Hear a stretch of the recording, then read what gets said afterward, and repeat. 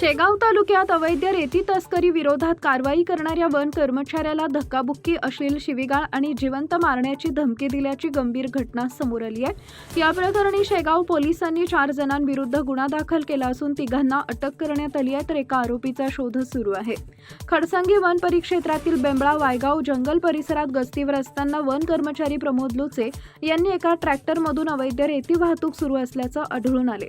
कारवाई सुरू असतानाच साहिल नरड, किरण गडमडे, रोशन चौधरी आणि एका साथीदारानं वन कर्मचाऱ्याशी धक्काबुक्की करत जीवे मारण्याची धमकी दिल्याचा आरोप आहे। तक्रारीनंतर शेगाव पोलिसांनी विविध कलमांखाली गुन्हा दाखल केला। न्यायालयानं अटक आरोपींना प्रथम पोलीस कोठडी आणि त्यानंतर न्यायालयीन कोठडी सुनावली आहे। दरम्यान या प्रकरणात जप्त करण्यात आलेल्या ट्रॅक्टर ट्रॉलीवर कोणताही नोंदणी क्रमांक नसल्याचं समोर आलंय। परिसरात अशा विना नंबर वाहनाचा अवैध धंद्यांसाठी वाढता वापर होत असल्यानं प्रशासनानं कठोर कारवाई करावी अशी नागरिकांची मागणी आहे। टाइम्स ऑफ महाराष्ट्रसाठी आशिष कोटकर, वरोरा भद्रावती प्रतिनिधी यांचा रिपोर्ट।